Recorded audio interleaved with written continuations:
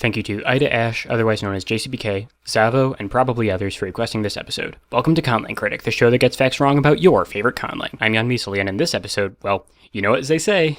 Zese. That's the episode we're doing.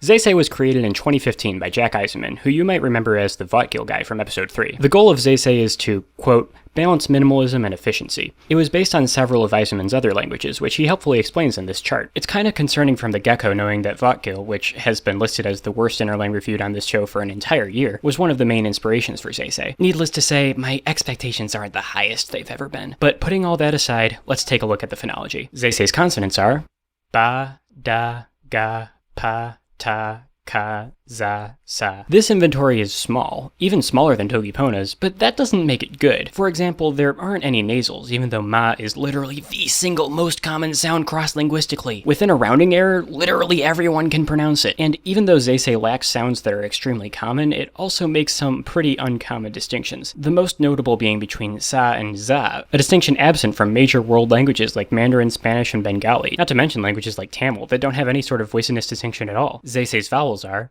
I, U, E, O, A. This may or may not be how those vowels are actually pronounced. Jack Eisenmann did use IPA symbols for them, but he also gave English example words for the sounds appear in, which would mean that they're pronounced like this. Not knowing what sounds are in his own languages is sort of a recurring theme in Jack Glottal Approximate Eisenmann's work. Maybe I should give him the benefit of the doubt and assume that those are just approximations for English speakers, but you know what Zese say about playing devil's advocate? The orthography of Zese is, well, every sound is written the same as in the IPA, but it's in all caps is the thing. The result is that Zese looks like it's yelling at me, which I do not appreciate. What did I ever do to you? I mean, besides endlessly mock Vaudeville.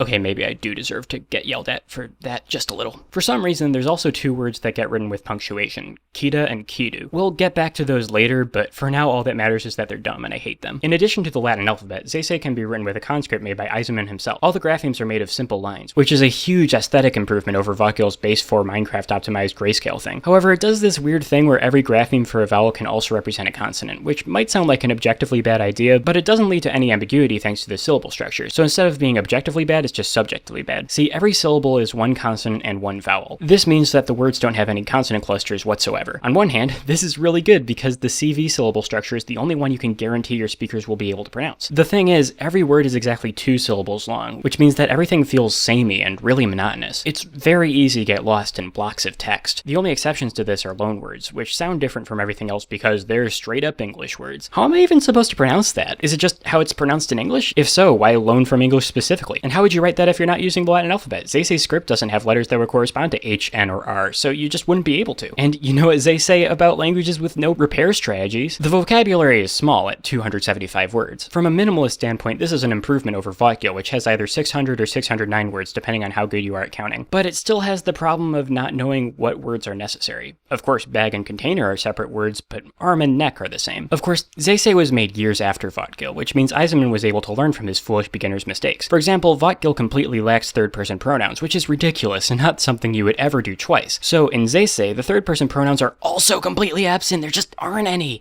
What the entire heck, Jack Eisenmann? There's no way that was an accident. Jack Eisenmann intentionally excluded third-person pronouns for basically no reason at all. There's no way you wouldn't eventually run into a sentence where third-person pronouns are necessary, you know? Like, the reference grammar has some example sentences which include third-person pronouns. What are they even translating? Okay, I checked and they use SUSU, which means thing. Actually, that's not fair. It specifically means the most general noun.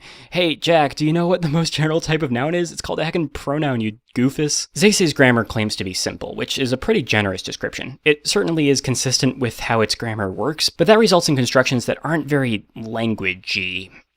Linguistic? It doesn't seem like a language is my point. Okay, so remember those words that are written with brackets from earlier, kita and kidu? They're used for a grammatical feature called situation nouns, which real linguists would call relative clauses. Now, natural languages would do this using a word that indicates the beginning of a relative clause and leave it at that. But Zese is under the impression that you also need to mark where the clause ends. That's where the brackets come in. The opening bracket essentially means that, and the closing bracket is straight up spoken punctuation. This might not sound so bad, but once you get to more complicated sentences, it gets hard to keep track track of what anything's supposed to mean. I'm honestly having a hard time telling what's going on here. I think brackets are being used both as quote marks and as actual grammatical features. The fact that they're written with brackets makes it feel even less natural than it would already. Also, more importantly, actually pronouncing them is entirely optional, which means that if someone says beaky, they could be saying see or sight, and you'd have no way of knowing which one it is. Here's a fun fact. Zese actually has a second set of brackets. They're not explained on the main grammar page, but in a hidden link at the bottom of the vocabulary list. That's right, Zese literally has a secret grammatical feature that you're just supposed to know exists somehow. Okay, so what do the parentheses do? I mean, surely if they're so secret, they can't be important or anything, right? Well, apparently, their function is to make it so words cannot be modified by outside words. Basically, they just function as a conjunction, like and, but for some reason there's two of them again.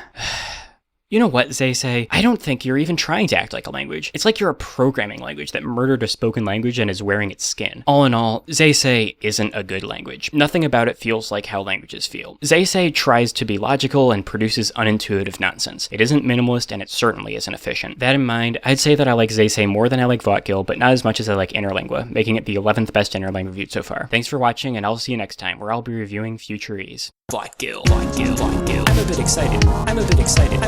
excited because Votgil has so many vowels, there's so many vowels, there's languages Votgil. I'm a bit excited because this episode is a first in a few ways. Votgil. Hey everyone, Jan Misali here with a little housekeeping. Sorry this episode took so long to make. I wanted it to come out months ago, but real life got in the way, so obviously that didn't happen. Thank you for understanding. Also, a huge thanks to everyone who kept giving me money through Patreon every month, even after that huge dry spell without any new stuff. Seriously, it means a lot to me. I wish I could say that I'll be able to speed production up a little, but I really can't guarantee that. You know how it is. Anyway, as you can see on screen, there's 4 episodes left on the small list. After the Volksproch episode is released, I'll reveal what languages will be covered in episodes 25 through 36. Think of it as a season 3. Nothing is set in stone yet, but looking at the current plan, we're going to be looking at some pretty notable languages from some big names in the Conlang community. So look forward to that probably sometime in early 2018.